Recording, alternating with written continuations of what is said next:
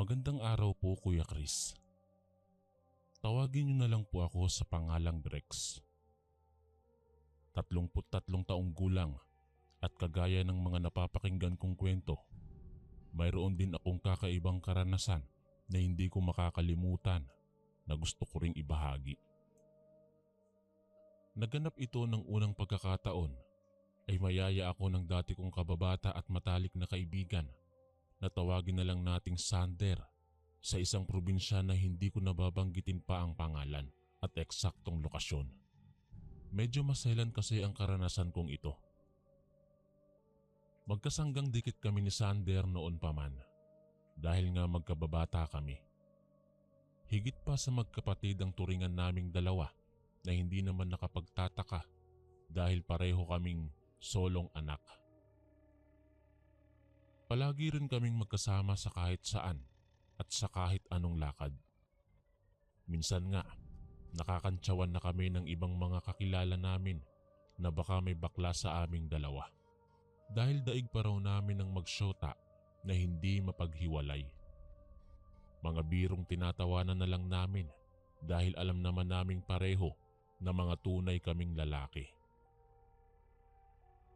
Ang buong akala ko noon, panghabang buhay ang pagkakaibigan namin ni Sander, pero hindi pala.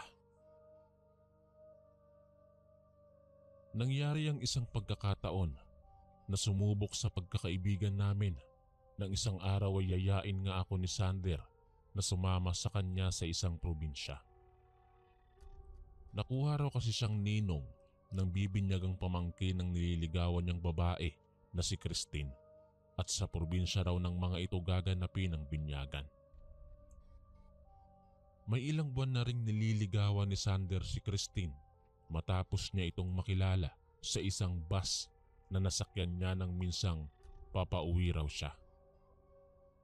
Sa tingin ko nga ay malakas ang tama ni Sander kay Christine dahil lagi nitong bukang bibig ang pangalan ng dalaga. Bagay na naiintindihan ko naman dahil yun pa lang ang unang pagkakataon na nagkaroon ng interes at nanligaw sa isang babae si Sander. Dahil hindi ko naman mahihindian si Sander sa pagyaya sa akin, sumang-ayon na lang akong sumama rito.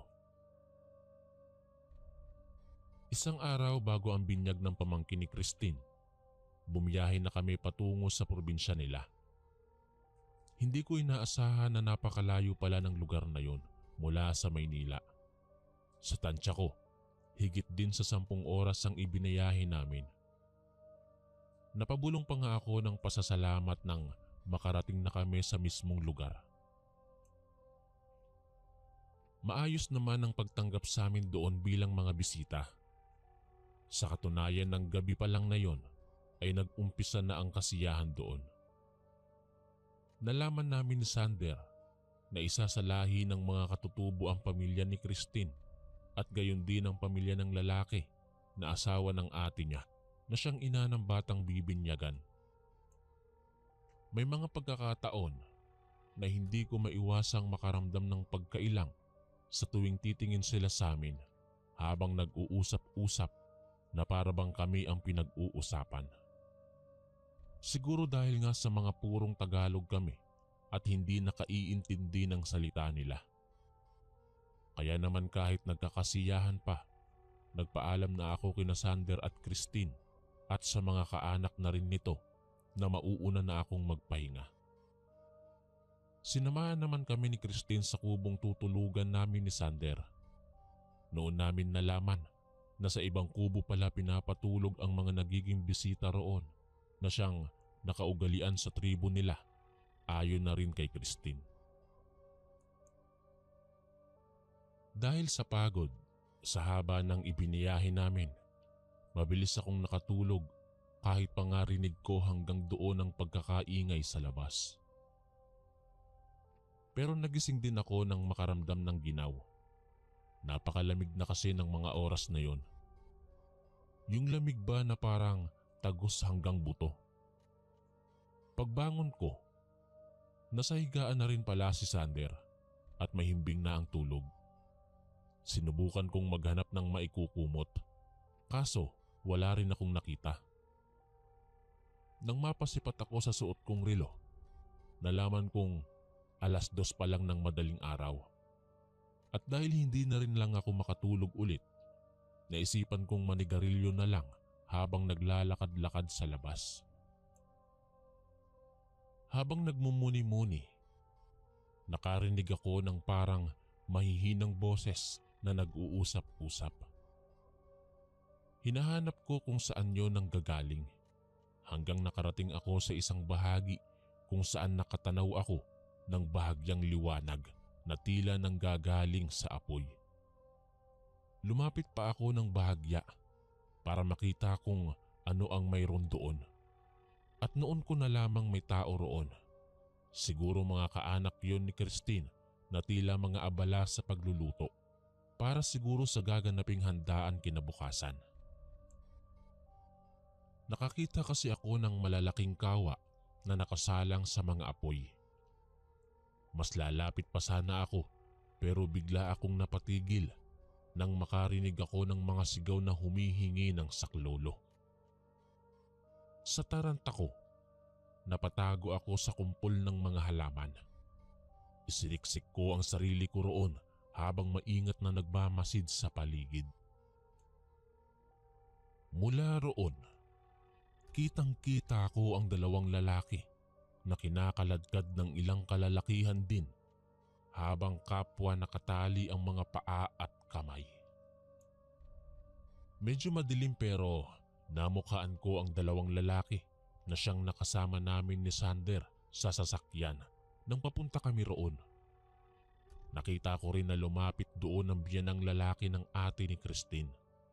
May hawak yung isang mahabang itak at walang sabi-sabing magkasunod na tinagpas ang mga ulo ng 2 lalaking nakagapos na animoy tumagpas lang ng ulo ng hayop. Nasindak ako sa nasaksihan kong pangyayari. Nanlalaki ang mga mata ko habang nanginginig sa takot.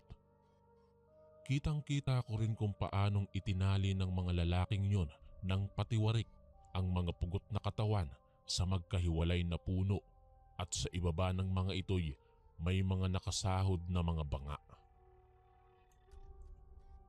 Habang abala ang mga ito sa kanilang ginagawa, ay nagmamadali akong pagapang na umalis sa pinagtataguan ko at bumalik sa kubo namin ni Sander. Agad kong ginising si Sander at ipinaalam sa kanya ang mga nakita ko. Sinabi ko pa nga na baka nga lahi ng kanibal ang angkan ni Christine at karne ng tao ang kinakain ng mga ito. Hindi pa ako tapos sa pagsasalita nang biglang dumating si Christine. May dala iyong 2 tasa na mainit na kapirawang laman at iniabot ang mga ito kay Sander. Nang makaalis si Christine, agad kong kinuha kay Sander ang mga tasa ng kape at itinapon ang mga yon. Naisip ko kasing baka nilagyan iyon ng pampatulog ni Christine. Sinabihan ko si Sander na tumakas na kami at umalis na sa lugar na yon. Pero iba ang reaksyon na nakita ko kay Sander. Salungat sa inaasahan ko, ikinagulat ko rin nang sabihin niya sa akin na matagal na raw niyang alam ang tungkol sa totoong pagkatao ni Christine at ng angkan nito. Sinabi rin niya na hindi raw mga kanibal sina Christine, kundi mga uri ng aswang. Bago pa raw siya pinayagan ni Christine na manligaw dito, ipinagtapat na raw nito sa kanya ang lihim nitong pagkatao. Nung una daw ay natakot siya sa nalaman tungkol sa babaeng gusto niyang ligawan. Pero dahil talagang mahal daw niya ito, kaya itinuloy niya ang panliligaw dito sa kabila ng mga nalaman niya. Sa katunayan, isa raw sa pagsubok ni Christine sa kanyang senseridad ang ginawa niyang pagsama sa akin doon para maging isa sa mga alay sa gaganaping binyagan. Parte raw ng tradisyon ng angkan nila Christine ang mag-alay ng dugo ng tao sa tuwing may gaganaping okasyon sa kanila. At pagkatapos, ang karne at mga lamang loob nito ang siya ring magiging handa nila na pagsasalu-saluhan. Pero dahil mas nananaig sa kanya ang matalik naming pagkakaibigan, pinakiusapan niya si Christine at ang mga magulang nito na wag na akong isama sa magiging alay nila. Sinabi raw niya sa mga ito na hindi niya ako kayang ipahamak dahil higit pa sa kadugo ang kanyang turing sa akin. Bagay na inunawa naman daw ng pamilya ni Christine. Sa katunayan daw, ang kapeng ibinigay ni Christine ay may sangkap daw na dadaya sa aking paningin para daw hindi mabunyag sa akin ang tunay na itsura ng karning ihahanda nila. Pero dahil sa itinapon ko nga ang kape, kakailanganin ko raw na magpanggap na lingid sa akin ang mga makikita ko. Sumapit ang umaga. Nag-umpisa ang pagbibinyag sa pamangkin ni Christine sa paraan ng tradisyon nila. Pero higit pa sa aking inaasahan ang nasaksihan ko ng mga oras na iyon.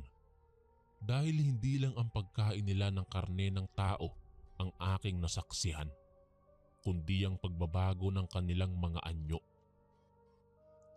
Sa mga sandaling yon, nasa kaanyuan na sila ng mga nakakatakot na nilalang. Bagay na lalong nagpasindak sa akin. Pero katulad ng bilin sa akin ni Sander, kailangan kong umasta ng natural na para bang hindi ko nakikita ang mga itsura nila ng mga oras na yon. Hindi ko alam kung paano kong natagalan ang mga nakakakilabot na mga senaryong nasaksihan ko. Pero laking pasasalamat ko nang muli na kaming bumiyahe ni Sander kasama si Christine at ang pamilya nito pabalik ng Maynila. Habang nasa biyahe, nagawa ko pang magpanggap na parang walang nangyari. Pero nang makauwi na ako sa amin, para akong naupos na kandila at hindi makapaniwala sa mga nangyari sa akin, lalo na ang katotohanang maaari din pala akong ipahamak ng itinuring kong matalik na kaibigan. Noon ko natutunan ang aral na trust no one. Simula rin noon, iniwasan ko na si Sander. Bumukod ako ng tirahan at ibinilin sa mga magulang ko na wag sabihin sa kanya kung saan na ako nakatira. Hanggang sa wala na akong naging balita tungkol kay Sander. Gayunpaman, sa kabila ng nangyari sa amin, hindi ko pa rin naman nakakalimutan na minsan ay naging mabuti kaming magkaibigan. Hanggang dito na lamang po ang aking kwento. Muli, ako po si Drex, ang inyong kaistorya. Si Apo Carpio ay dating kilalang albularyo sa lugar ng aking kaibigan na si Norman sa probinsya ng Zambales. Isa sa pinakamatapang at mabuting taong nakilala ko. Masasabi ko ring isang utang ng loob ko sa kanya kung bakit hanggang sa mga oras na ito ay nabubuhay pa ako. Kung paano ko siyang nakilala, ito ang aking ikukwento. Ako po si Saldi. Sa ngayon ay dito na po ako nakatira sa syudad ng Pasay kasama ng aking asawa at 3 anak. Ang kwentong ibabahagi ko ay nangyari 20 taon na rin ang nakararaan. Pero hanggang sa mga oras na ito, ang tanging karanasan ko at ng aking kaibigang si Norman ay hindi ko pa rin nalilimutan. Taong 2003, 22 anyos lang ako noon at binata pa. Sa unang pagkakataon ay nakarating ako ng Palawan nang isama ako ng kaibigan kong si Norman sa kanilang probinsya. Sa pagkakatanda ko, magmamahal na araw noon. Na taon din na katatapos lang ng kontrata namin sa pabrikang pareho naming pinapasukan. Kung kaya nahikayat niya ako na sumama muna sa kanilang probinsya habang hindi pa kami natatanggap sa panibagong trabahong inaplayan namin. Habang naroroon kami, 3 beses sa isang linggo, ume-extra kami ni Norman sa isang koprahan na kaibigan ng kanyang ama ang may-ari. Sadyang mabait ang may-ari ng koprahan na iyon na si Apo Carpio. Sa katunayan, siya mismo ang nag-alok sa amin ni Norman na pansamantalang magtrabaho sa kanyang koprahan habang naroroon kami. Hindi na rin kami tumanggi. Kailangan na rin kasi namin ng pera para sa panggastos sa mga pangangailangan namin.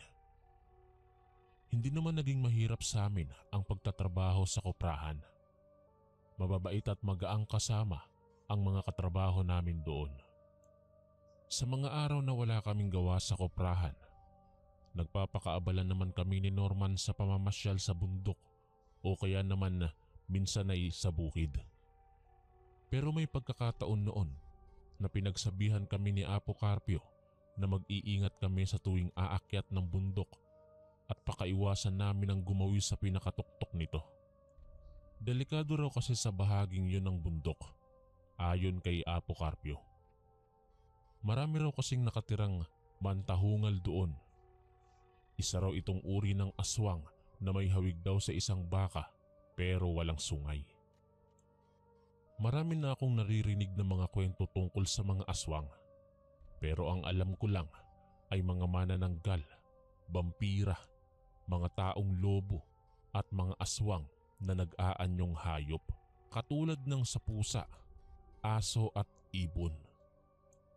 Yun pa lang ang unang pagkakataon na nakarinig ako ng aswang na baka. Natawa pa nga ako ng lihim habang pinakikinggan ko ang paliwanag ni Apo Carpio tungkol sa sinasabi niyang aswang. Kahit noon pa naman kasi, hindi na ako naniniwala sa mga ganong kwento, lalo't ni minsan naman hindi pa ako nakakita ng ganoon. Isa pa, nakailang ulit na rin kaming umakyat at nagbabalik-balik sa itaas ng bundok. Pero ni minsan naman, hindi kami nakakita ni Norman ng katulad sa sinasabi ni Apo Carpio. May ilang pagkakataon na nga ring inabutan na kami roon ng halos padilim na pero wala namang nangyaring masama sa amin. Pero dahil nabanggit na rin sa akin ni Norman na dating albularyo sa kanilang lugar si Apo Carpio, ay hindi na ako nagtaka kung bakit mapaniwalain siya sa mga ganoong nilalang. Mahigit 1 buwan na rin kami roon sa lugar nila Norman nang makatanggap kaming pareho ng tawag na pinagre-report na kami sa trabahong inaplayan namin. Tuwang-tuwa kaming dalawa dahil sa wakas makakabalik na kami ulit ng Maynila. Ang ikinaganda pa nun, stay in kami sa bago naming papasukan, kaya hindi na namin iisipin ang uupahan namin. Noon din ay nagpaalam na kami kay Apo Carpio na babalik na kami ulit ng Maynila. Natuwa naman siya para sa amin ni Norman at sinabihan pa kaming lagi kaming mag-iingat. Pero bago kami bumalik ng Maynila, sinulit muna namin ang ilang araw pa naming nalalabi sa lugar nila Norman. Nagpakasawa na kami sa pamamasyal, lalo't pagdating ng Maynila ay siguradong puro trabaho na lang ulit ang aatupagin namin. Siyempre pa, hindi pwedeng hindi kami aakyat ng bundok ni Norman. Sadyang hilig kasi naming pareho ang umakyat doon, lalo't bukod sa tahimik ay marami ring magandang tanawin. Para masulit ang huling araw sa pag-akyat namin, nagsama pa kami ng ilang katrabaho namin sa may kuprahan at nagbaon pa kami ng mga pagkain. Niyaya pa nga namin si Apo Carpio na sumama. Sigurado rin kasing mamimiss din namin siya ni Norman kapag bumalik na kami ng Maynila. Sa sobrang bait kasi ni Apo Carpio, para na rin namin siyang tatay na palaging nagpapayo sa amin. Ang kaso'y hindi na siya sumama sa pag-akyat sa bundok. Hindi na raw kasi niya kakayanin ng lumakad ng malayo dahil mabilis na raw siyang mahapo at hingalin, lalo pat matarik ang aakyatin. Iginawa na lang niya kami ng suman na balanghoy para pang dagdag sa baon namin. Bukod doon, may ibinigay rin sa amin si Apo Carpio na parang malambot na tangkay ng halaman na maraming tinik. Ang sabi niya ay dalhin namin yon. Maaari daw naming magamit ito kung sakaling makaengkwentro kami ng kahit anong uri ng aswang sa bundok. Pinigilan ko na lang na mapatawa habang tinatanggap ang bagay na iyon kay Apo Carpio. Bagamat hindi naman ako naniniwala sa mga ganoong nilalang, hindi na ako kumontra. Baka kasi ma-offend ko pa si Apo. Pagkarating namin sa gitnang parte ng bundok, nagpahinga muna kami at nagkainan ng mga baon namin. May kataasan na rin kasi ang araw at masakit na ang dala nitong init sa aming mga balat. Napagpasyahan naming mga bandang hapon na namin ipagpatuloy ang pag-akyat. Tutal naman, malapit-lapit na rin kami roon.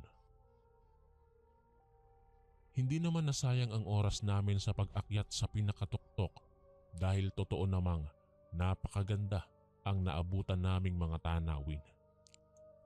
Lahat kami ay hindi mapakali sa pagpwesto sa kung saang-saang sulok doon para kumuha ng larawan. Hindi pa man natatapos ang buong araw, alam ko nang magiging masaya ang alaala na iyon sa aming lahat. Pero isang pangyayari ang hindi namin inaasahan. Nagkaligaw-ligaw kami ng daan nang pababa na kami. Nalibang kasi kami sa pagkuha ng mga bungang kahoy sa mga punong nadaraanan namin at hindi namin napansing ibang daan na ang dinadaanan namin. Ilang ulit naming sinubukang hanapin ang tamang daan pero bumabalik at bumabalik pa rin kami sa kung saan kami huling tumigil. Hanggang napagpasyahan ng mga kasama namin na magsipagbaligtad ng damit para daw hindi kami tuluyang maligaw. Maging si Norman ay nagbaligtad din ng damit niya maliban sa akin. Hindi naman kasi ako naniniwala sa mga pamahiing iyon at hindi na rin naman nila ako pinilit na baligtarin ang suot ko. Nagpatuloy na ulit kami sa paglalakad makalipas ang ilang sandali. Nakakita kami ng magkasalungat na daan. Dahil doon, nagkaroon ng kalituhan sa amin kung saan ba sa dalawang yon ang dapat naming daanan. Nagtataka kaming lahat dahil wala naman kaming natatandaan na may magkasalungat na daan doon. Lalo kaming nawala ng pag-asa na makauwi mula sa pagkakaligaw. Pero wala rin naman kaming pagpipilian kundi mamili sa kung saan kami dapat dumaan. Isinuhestyon ni Rene ang daan sa kaliwang bahagi. Pero sa pakiramdam ko ay ang sa kanan ang tamang daan. Kaya sinabi kong yun ang subukan namin. Pero hindi naman sumang-ayon si Dondon at ipinilit ang daan pakaliwa. Kaya para hindi na kami magtalo-talo pa, hinati na lamang namin ang grupo sa dalawa. Sina Rene, Dondon at Joben ay sa kaliwang bahagi dumaan. Samantalang si Norman ay sumama sa akin. Pero kagaya nung una, naliligaw pa rin kami ni Norman. Inabot na nga kami ng hating gabi sa paglalakad at nakaramdam na rin kapwa ng matinding pagod. Mabuti pa siguro, maghanap na lang muna tayo ng pwede nating pagpahingahan. Tsaka na tayo lumakad kapag maliwanag na ulit. Masyado nang madilim eh. Suwestyon ni Norman na sinang-ayunan ko naman. Halos hindi na rin kasi namin makita ang daan dahil sa sobrang dilim. May dala naman kaming flashlight pero hindi sapat ang liwanag nito para mapansin namin kung may bangin ba kaming madaraanan. Nakakita kami ng malapad na puno na patag ang lupa at doon namin napagpasyahang magpalipas ng gabi. Nagsiga kami ng maliit na apoy para kahit paano ay lumiwanag sa pwesto namin at maitaboy na rin ng usok ang malalaking mga lamok doon. Pero hindi pa nagtatagal. Nakarinig kami ng malakas na pagkaluskos sa paligid. Inakala namin nung una ay may ibang tao na nagawi roon na marahil sila rin ni iyon at naliligaw pa rin kaya napunta sa kinaroroonan namin.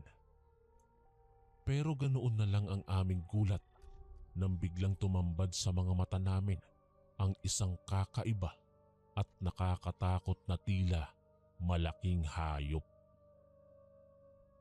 Sa tulong ng liwanag na maliit na apoy, kitang-kita namin ang nakakakilabot na anyo nito. Para itong isang malaking baka na walang sungay na may nagbabagang mga mata at mahahaba't matutulis na pares ng mga pangil. Mabangis na nakatutok ang nanlilisik nitong tingin sa direksyon namin ni Norman. Galit na umaangil at kumikiskis ang isang paa sa kinatatayuan nito. Tanda na anumang sandali ay susugod ito sa amin. At hindi nga ako nagkamali. Dahil hindi pa lumipas ang sandali ay inatake kami nito. Mabuti na lang at mas naging mabilis ako sa hayop na yon kung kaya't agad kong nahila ang nakatulalang si Norman. Halos kalad ka rin ko siya habang tumatakbo palayo roon. Para naman siyang natauhan sa ginawa ko kaya kumaripas na rin siya ng takbo. Kapwa kami nagsisisigaw sa takot habang humihingi ng saklolo. Pero sadyang gabi na at malayo rin ang mga kabayan doon kaya malabong may makarinig sa mga sigaw namin. Dahil na rin sa mabato at may katirikan ng daan, nagkadapa-dapa kami. Bangon tayo at takbo ang ginagawa namin hanggang muling madapa si Norman at sa pagkakataong yon, hindi na niya nagawang tumayo. Sobrang kirot daw ng kanyang binti at mukhang nabalian daw siya. Akmang aakayin ko si Norman nang tumambad sa harapan namin ang nakakatakot na hayop. Sabay pa kaming napasigaw sa sindak at gulat sa biglang pagsulpot nito. Mabilis pa sa isang kurap na sinalakay kami nito. Dahil hindi nga magawang gumalaw ni Norman kung kaya siya ang unang nasunggaban nito. Dinig ko ang malalakas niyang sigaw habang inaatake siya nito. Habang ako naman ay parang mababaliw sa pagkataranta at hindi alam ang gagawin. Kahit madilim ay nagpalingalinga ako sa paligid para humanap ng pwede kong ipanglaban sa halimaw at nang maalala ko ang ibinigay sa amin ni Apo Carpio na parang sanga ng halaman na ayon sa kanya ay panglaban sa aswang. Kinuha ko ang aking bag na nakasukbit sa likod ko. Dali-dali ko itong kinalkal pero natigilan din ako sa ginawa ko nang maalala kong palihim ko palang inihulog yon sa daan nang paakyat na kami ng bundok. Napasuntok ako sa hawak kong bag dahil sa kawalan ng pag-asang mailigtas si Norman. Maluha-luha akong kumapa sa lupa para maghanap ng kahit anong maipanglalaban ko sa halimaw. Nakadampot naman ako ng may kalakihang bato at hindi na ako nag-aksaya ng oras at mabilis kong sinugod ang umaatake sa aking kaibigan. Malakas kong ipinukol ang bato sa katawan ng nilalang at naagaw ko naman ang atensyon nito. Sinigawan ko si Norman na tumakbo pero hindi ko na nakikitang kumikilos yon. Paulit-ulit kong tinawag ang pangalan niya pero hindi rin siya tumutugon. Lalapitan ko na sana siya pero ako naman ang binalingan ng halimaw. Malakas akong dinambahan nito at napasubsob ako sa lupa. Sa lakas nito ay parang nagkalasog-lasog ang mga buto ko. Gayunpaman, pinilit kong tumayo subalit napatda ako nang makita kong pasagod na naman sa akin ang nakakatakot na hayop. Napapikit na lang ako sa kawalan ng pag-asa. Sa puntong yon, sinisisi ko ang aking sarili na kung nakinig lang sana ako sa mga kasama namin at sa mga bilin ni Apo Carpio, hindi sana namin sasapitin ni Norman ang pangyayaring yon. Subalit taliwas sa inaasahan kong pag-atake ng halimaw, isang malakas na ungol nito ang narinig ko na para bang nasasaktan ito. Agad akong napadilat at nakita kong malakas pala itong hinahataw ng parang isang latigo ng isang pamilyar na matandang lalaki. Si Apo Carpio. Kahit madilim, nakikilala kong si Apo Carpio ang nakikipagbuno sa halimaw na yon. Sinikap kong tumayo para lapitan ito, ngunit sinabihan ako nitong puntahan ko si Norman at tumakas na kami. Sumunod naman ako at agad na ginising si Norman na wala pa ring malay ng mga oras na yon. Kahit nanghihina rin, ay pilit ko siyang inakay. Mabuti na rin at nagkamalay siya. Sumigaw ako kay Apo Carpio na umalis na kami, pero sa halip ay sinabihan niya akong tumakas na kami at susunod daw siya sa amin. Labag man sa loob naming iwanan siya, sinunod na lang namin ito. Madilim at mabato ang daan at bukod doon ay akay ko rin si Norman, kaya nahirapan kaming lumakad ng mabilis. Pakiramdam ko nga'y mauubusan na rin ako ng lakas, kaya parang gusto ko na ring sumuko. Nang marinig ko ang pagtawag ni Apo Carpio, ganoon na lang ang tuwa namin nang malaman naming ligtas siya. Tinulungan niya ako sa pag-akay kay Norman. Madilim pa rin ang daan ng sandaling yon, pero nagawa namin itong tahakin sa pamamagitan ng lamparang dala ni Apo Carpio. Noon ay takang-taka ako kung saan niya nakuha yon, kaya hindi ko napigilang magtanong. Pero sa halip na sagutin ang aking tanong, tumawa lang siya ng mahina. Magbubukang liwayway na rin ang marating namin ang paanan ng bundok. Nakahinga na rin kami ng maluwag dahil sigurado ngang ligtas na kami. Gayunpaman, hindi pa rin kami iniwan ni Apo Carpio. Katunayan ay inihatid pa kami nito hanggang sa tapat ng bakuran nila Norman. Nang naroon na kami, ay tsaka pa lang ito nagpaalam sa amin. Inalok pa namin ang matanda na tumuloy na muna sa loob ng bahay. Tutal ay mag-uumaga na at makapagkape man lang. Pero tumanggi siya at ang sabi, kailangan na rin daw niyang umuwi dahil paniguradong hinahanap na rin daw siya sa kanila. Kami na lang daw ang dumalaw sa bahay niya at pakakapihin daw niya kami. Hindi natapos-tapos ang pasasalamat namin sa kanya bago pa siya tuluyang umuwi sa kanila. Sa kabila naman nito ay ngiti lang at tapik ang naging tugon niya sa amin at ang bilin na mag-iingat na kami sa susunod. Pagpasok namin sa loob ng bahay, tila gulat na gulat pa ang mga magulang at mga kapatid ni Norman nang makita kami. Sunod-sunod ang mga naging tanong nila sa amin. Saan daw kami nang galing at ano raw ang nangyari sa amin? Ayon sa kanila, halos 2 araw na raw nila kaming pinaghahanap dahil simula nang umalis kami para umakyat sa bundok ay hindi pa raw kami nakakauwi. Kapwa pa kaming napakamot sa ulo ni Norman sa narinig naming yon. Sa pagkakaalam kasi namin ay buong magdamag lang kaming nanatili sa bundok.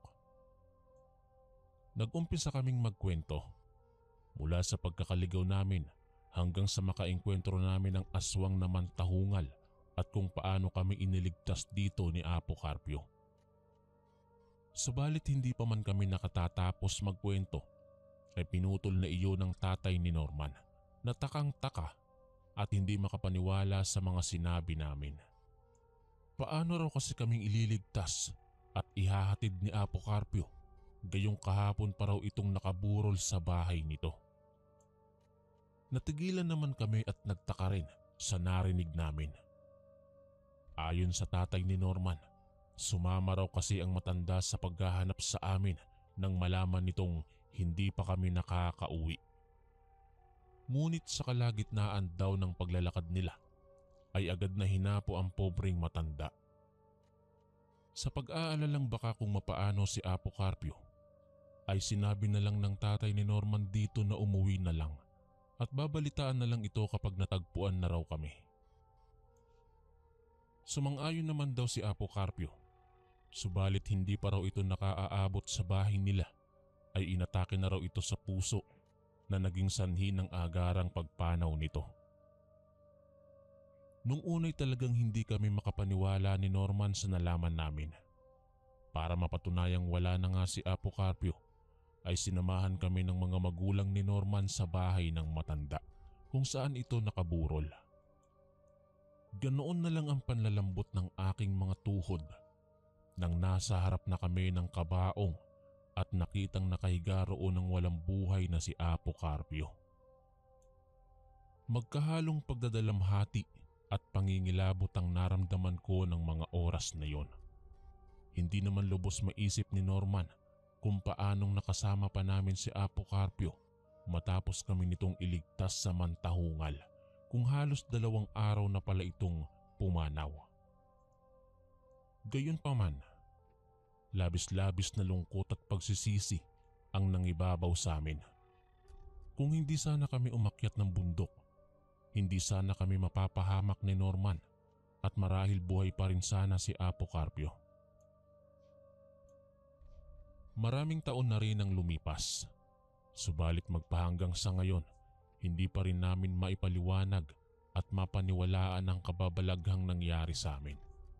At hanggang sa mga oras na ito, patuloy pa rin kaming humihingi ng tawad kay Apocarpio sa kapahamakang sinapit niya dahil sa amin. Sa kabilang banda, ay labis-labis din akong nagpapasalamat sa kanya dahil kahit pumanaw na siya, ay nagawa pa rin niyang iligtas ang buhay naming magkaibigan. Isang malaking aral ang dumagok sa akin sa pangyayaring yon. Magpahanggang sa ngayon ay hindi pa rin ako makapaniwala na nakasalamuhan namin ng isang nilalang na ngayon ay pinaniniwalaan ko na. Isang aswang na naghatid sa amin ng kilabot at matinding takot nung nasa bundok pa kami. Isang kaibigan ng hindi namin sukat akalain na patay na ang makapagliligtas sa amin sa kapahamakan. Dito ko na po tatapusin ang aking kwento, Kuya Chris. Sana po'y mapili niyong basahin ito sa inyong channel. Lubos na gumagalang ang inyong kaistorya, Zaldi. Mapagpalang araw po sa lahat at sa iyo po, Kuya Chris. Tawagin niyo na lang po ako sa pangalang Sandy. 28 anyos at taga rito sa Caloocan. Lumaki ako sa isang masasabi kong hindi tipikal na pamilya. Hindi kami mayaman. Kaya kung nasabing hindi tipikal ito ay dahil nagmula sa mga pamilyang Sagrado Katoliko ang mga magulang ko. Kaya hindi nakapagtatakang mga istrikto sila sa amin ng mga kapatid ko. Maraming bawal at maraming dapat sundin. Isa na rito ang pagsisimba sa tuwing sasapit ang araw ng linggo. Sa pamilya namin ay itinuturing itong isang batas na hindi namin dapat suwayin. Ayon kasi kina Mama at Papa, 3 raw sa 10 utos ng Diyos na nasusulat sa banal na Biblia ang paglalaan ng araw ng pagsamba sa Kanya. Kaya marapat lang na sundin namin ito. Para sa kanila, bilang isang Katoliko, malaking bagay ang pagsunod sa mga kautusan ng Diyos at naniniwala silang napapahamak ang mga taong lumalabag dito. Bata pa lang ako, ipinamulat na sa amin ng aking mga magulang ang ganitong kaugalian at paniniwala hanggang sa lumaki na kaming magkakapatid. Noon naman, wala namang problema sa akin ang pagsisimba tuwing araw ng linggo. Sa katunayan nga, tuwang-tuwa pa nga ako sa tuwing magsisimba kami. Pagkatapos kasi naming magsimba, namamasyal kami at kumakain sa labas. Pero simula nang magtrabaho na rin si Mama at naging abala na silang pareho ni Papa sa paghahanap buhay, nagbago na ang lahat. Bihira na kaming magkasama-samang mamasyal dahil pagkatapos naming magsimba ay uuwi na rin kami agad para makapagpahinga pa sila Mama at Papa. Dahilan na rin kaya unti-unting lumayo ang loob ko sa kanila lalong-lalo na kay Papa. Kaya naman nung nagbibinata na ako at napabarkada, may mga pagkakataon na tumatakas ako ng bahay kahit araw ng linggo para lang sumama sa lakad ng barkada ko. Dahilan para hindi ako makasama sa mga magulang ko't kapatid sa pagsisimba. Pakiramdam ko kasi noon, napupunan ng mga kaibigan ko ang saya na hinahanap-hanap ko na hindi ko na mararanasan sa sarili kong pamilya. Ngunit dahil sa ginawa kong iyon, may ilang beses na rin akong nakastigo ni Papa.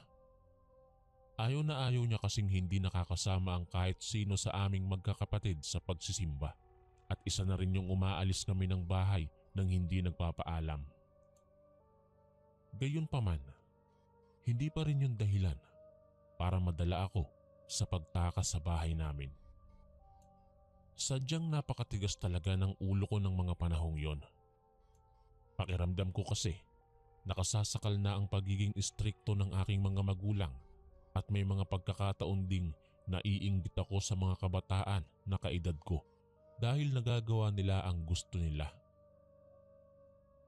Hanggang minsan, kinailangan naming umuwi ng probinsya noon sa Negros.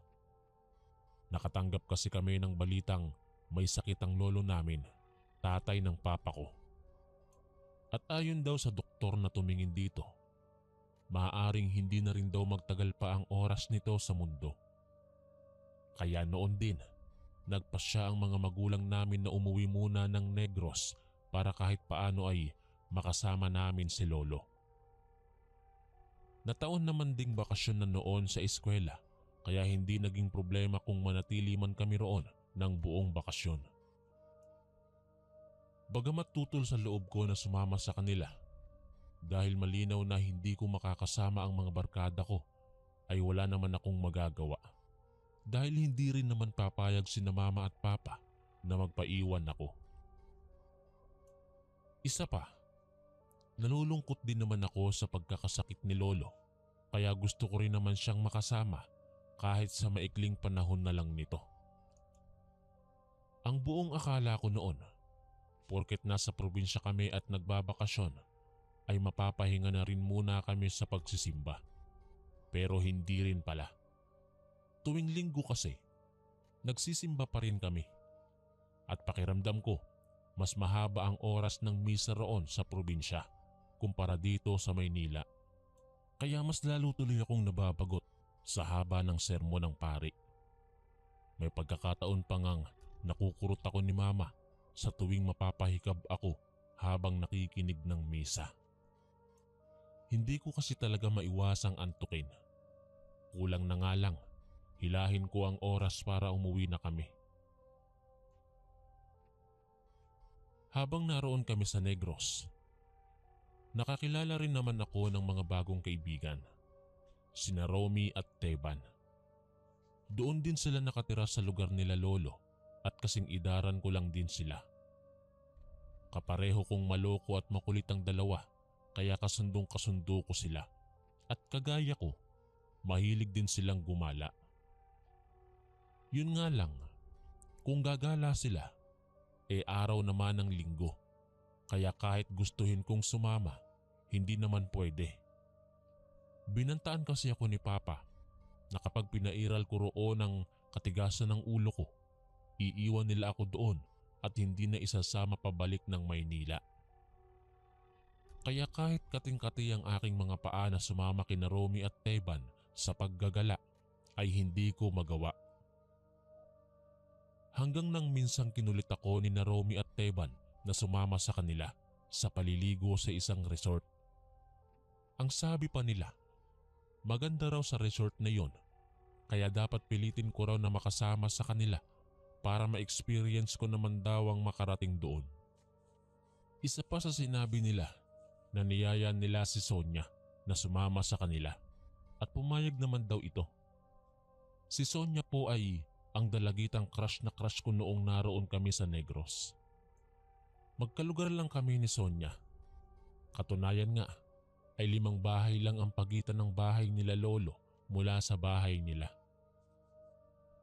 Maraming pagkakataon ko na siyang nakikita pero hindi ko magawang lapitan siya para makipagkilala dahil sobrang nahihiya talaga ako sa kanya. Kaya naman nang sabihin ng mga kaibigan kong makakasama ito sa outing, hindi na ako mapakali sa kakaisip kung paano akong makakasama sa kanila. Kung bakit naman kasi na taon pang linggo ang napili nilang mag-outing. Sinubukan kong kausapin sila na ilipat na lang sa ibang araw ang planong lakad na yun. Pero hindi raw talaga uubra dahil iyon lang daw ang araw na bakante sila. Nanghihinayang ako at naiinis kung bakit naman kasi kailangan pang magsimba tuwing linggo. Dahil sa kagustuhan kong sumama kina Teban at Romy, sinubukan kong magpaalam kina Mama at Papa. Pero sa halip na payagan, napagalitan pa ako. Binantaan pa nga ako ni Papa na subukan ko raw na tumakas at ikakadena na raw niya ako. Pagsapit ng araw ng linggo, maaga pa lang naroon na ako sa lugar na usapan namin ng dalawang kaibigan ko kung saan kami magkikita-kita bago pumunta sa resort na sinasabi nila. Oo, sa kabila ng pagbabanta sa akin ni Papa na ikakadena ako sa oras na tumakas ako, ay pinili ko pa rin sumama kina Teban. Papunta na kami sa simbahan noon, pero nang makalingat sina Mama at Papa, dali-dali akong humiwalay sa kanila. Nakita ko pa silang papasok na sa loob ng simbahan bago ako tuluyang umiskapo. Binilisan ko na ang pagtakbo at baka may makakita pa sa akin. Walang kaalam-alam ang mga magulang ko na nasa galaan na ako ng mga oras na yon. Sa isip ko pa, bahala nang makadena pag-uwi basta makasama lang sa mga kaibigan ko at ang crush kong si Sonia. Ang katwiran ko pa, hindi naman siguro ako mapupunta sa impyerno agad kung hindi ako makakasimba ng isang beses ulit. Noong nasa resort na kami, pansamantala kong nakalimutan ng takot at kaba sa ginawa kong pagtakas at hindi pagsisimba. Totoo kasing napakaganda ng resort na pinuntahan namin. Manghang-mangha ako sa ganda ng paligid. Pakiramdam ko nga nasa ibang mundo ako. Nakakaakit ang ganda ng talon doon at napakalinaw ng tubig. Ang sarap din sa balat ng lamig nyon, bagay lang na napakainit ng panahon. Pero higit sa lahat, mas nakakaakit tingnan si Sonia. Para sa akin, siya ang pinakamagandang tanawin na nakikita ko ng mga oras na yon. Hindi ko maiwasang kiligin nang tudyo-tudyoing kaming dalawa ng mga kolokoy kong kaibigan matapos kaming ipakilala sa isa't isa. Kunwari pa nga naiinis ako pero sa loob-loob ko para akong kinikiliti sa kilig. Nagpakasaya ang mga kaibigan ko sa pagtatampisaw sa ibaba ng talon. Habang ako naman ay hindi mapawi-pawi ang mga ngiti habang kausap si Sonia sa isang tabi. Kapwa kami nakaupo sa isang malaking bato habang nakalubog ang mga paa sa malamig na tubig. Masaya kaming nag-uusap at kinikilala ang isa't isa. Walang kasing saya para sa akin ang araw na yon. Bukod kasi sa nakasama ko sa pamamasyalang mga kaibigan ko na sina Romy at Teban, nakasama at napalapit pa ako sa babaeng matagal ko nang hinahangaan. Hapon na nang magpasya kaming magsiuwi. Nagpaalam na rin sa amin si Sonia dahil kasabay niya sa pag-uwi ang mga kaibigan niya at may sasakyang susundo sa kanila. Habang kaming tatlo naman nila Romy at Teban ay maglalakad lang. Eksakto lang daw kasi ang pera nila papunta sa resort at wala na silang pamasahe sa pag-uwi. May pera man ako, hindi na rin iyon kakasya para sa aming tatlo. Ayoko namang iwan silang dalawa na naglalakad kaya nagpasya na rin akong samahan na lang din sila. Habang naglalakad kami, noon na lang ako nakaramdam ng kaba at pag-aalala dahil sa ginawa kong pagtakas sa bahay namin. Hindi ko tuloy maiwasang maisip Ang mukha ng tatay ko na malamang ay galit na naman sa akin. Bukod doon naglalaro na rin sa imahinasyon ko ang senaryong ikakadena ako ni Papa pagkatapos sa kong gulpihin. Mas nakadagdag pa sa pag-aalala ko nang inabot na kami ng dilim sa paglalakad. Dahil medyo malayo-layo sa lugar namin ang resort na yon. Tipong kaming tatlo na lang din ang tao sa kalye dahil sa mga ganoong oras ay bihira na ang mga taong lumalabas ng kanilang bahay para gumala-gala. Malapit na kami sa sitio namin pero hindi pa rin matapos-tapos sa kwentuhan ng dalawa kong kasama tungkol sa resort na pinuntahan namin. Habang ako naman palakas ng palakas ang kaba at tahimik na nag-iisip kung paano sasalagin ng mga palo at sapok ni Papa pag uwi ko. Maya-maya, bigla akong napatigil ng hawakan akong bigla sa braso ni Teban at binulungang tumigil muna sandali. Napakunot pa ang noo ko nang mapatingin ako sa kanila dahil pareho silang tahimik at parang nakikiramdam lang. Nang tanungin ko sila kung bakit kami huminto, pabulong akong sinagot ni Romy na parang may sumusunod daw sa amin. Nakiramdam na rin ako at nagpalingalinga sa paligid pero wala naman akong nakitang sumusunod sa amin. Kaya niyaya ko na silang dalawang maglakad ulit. Ang sabi ko pa, magmadali na kami dahil siguradong hinahanap na ako sa amin. Itinuloy namin ang paglalakad. Subalit maya-maya, nakarinig kami ng parang may matinis na tumatawa. Sa una ay mahina lang yon, hanggang palakas ng palakas na parabang palapit ng palapit ito sa amin. Hindi ko maiwasang panayuan ng mga balahibo sa katawan dahil sa uri ng pagtawa ng kung sinong iyon. Nakapangingilabot.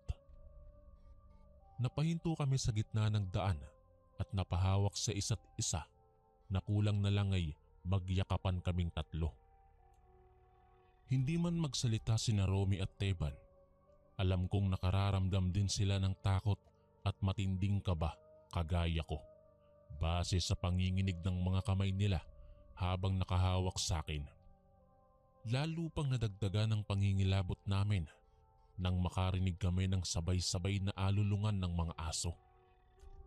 Napapamura na ang dalawa kong kasama dahil sa walang tigil na ingay ng mga aso sa paligid na parabang nagbabanta na may mangyayaring hindi maganda. Bagamat nanginginig sa takot, nagpatuloy kami sa paglalakad. Napalunok ako ng sariling laway habang nagpapalingalinga sa may kadilimang paligid at ganoon na lang ang gulat naming tatlo nang biglang may sumulpot sa harapan namin.